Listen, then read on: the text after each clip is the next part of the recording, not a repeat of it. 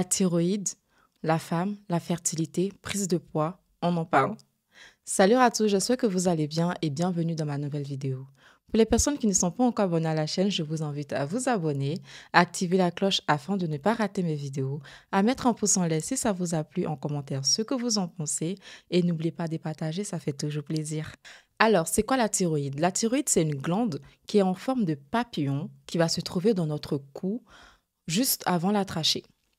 Cette glande est très importante car elle produit des hormones qui sont importantes et nécessaires pour le contrôle de notre métabolisme.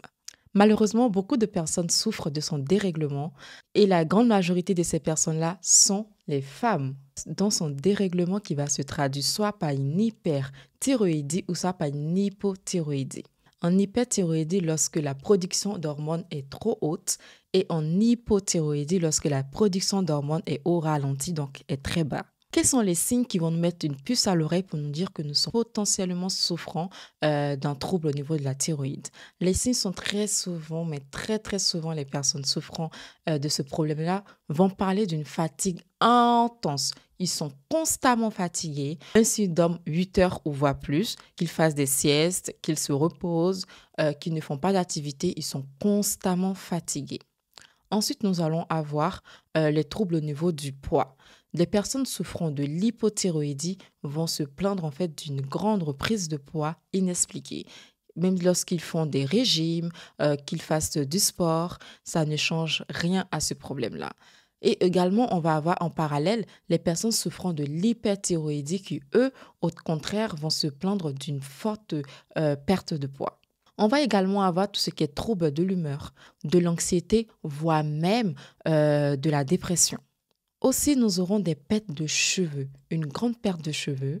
Également, tout ce qui est trouble au niveau digestif. Les personnes souffrant de l'hypothyroïdie vont se plaindre d'une constipation et les personnes souffrant de l'hyperthyroïdie vont se plaindre d'une diarrhée.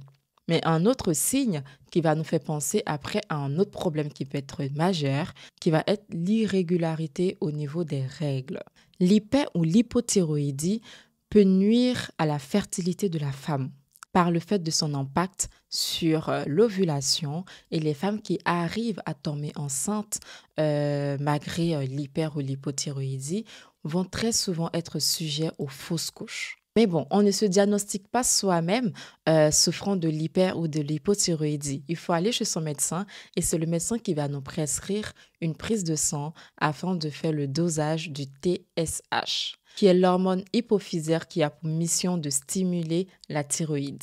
Lorsque son taux est élevé, on peut parler d'un trouble au niveau de la thyroïde. Mais bon, au niveau du traitement de la thyroïde, il est dit que le traitement de la thyroïde est un traitement à vie. On va prendre une hormone thyroïdienne de synthèse. Mais est-ce qu'on guérit des troubles de la thyroïde? Alors, il est dit que non, mais on peut le compenser avec le traitement et également avec notre hygiène de vie pour trouver une sorte d'équilibre. Pas trop haut et pas trop bas. Comme c'est une balance, on se met au milieu.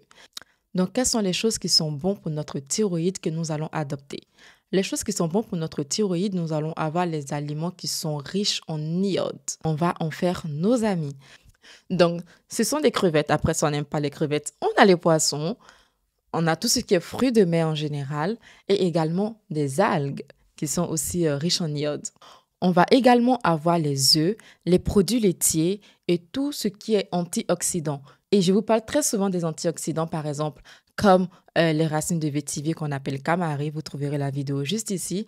Vous pouvez également l'intégrer dans votre hygiène de vie. Également avoir tout ce qui est graines de courge qui sont aussi très bien. On va faire un peu plus de sport. En fait, c'est pas que le sport, mais voilà, se mouvoir, bouger et le mettre dans notre quotidien de façon naturelle qu'on va faire le plus souvent possible.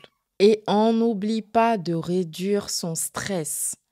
La réduction du stress est très important. Vous allez voir que le stress fait partie des facteurs qui vont engendrer beaucoup de problèmes de santé. Donc, tout ce qui est facteur de stress dans nos vies, on le met dehors. On n'en a pas besoin. Une personne est stressante dans votre vie? Dehors. Quelque chose vous stresse dans votre vie? Mettez-la dehors. Éloignez-vous le plus des facteurs de stress. Vous gagnerez en santé. Après, ce qui n'est pas bon également pour notre thyroïde, on va voir les aliments qu'on appelle des aliments goitrogènes. Donc, dans ces aliments-là, on va avoir tout ce qui est chou, brocoli. On élimine aussi le fluor qu'on trouve dans le dentifrice. On va choisir un autre dentifrice qui n'en contient pas, qui est de préférence. Il est important aussi de lire les étiquettes des produits que nous allons utiliser parce que s'il y a un grand facteur aussi qui est néfaste pour notre thyroïde, c'est tout ce qui est perturbateur endocrinien. Les perturbateurs endocriniens, on les trouve partout. Dans le maquillage, dans les aliments, dans tout ce qui nous entoure, on en trouve. Donc, il est important de bien choisir ces produits qui vont respecter notre peau, notre santé et également l'environnement.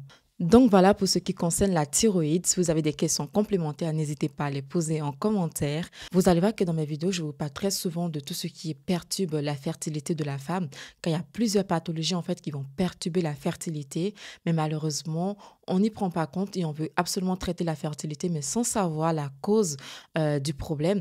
Donc il est important de connaître la cause de nos problèmes avant de pouvoir trouver une solution. Sinon, j'espère que cette petite vidéo vous aura plu. Je vous fais plein de bisous. Prenez soin de vous et à bientôt pour de nouvelles vidéos.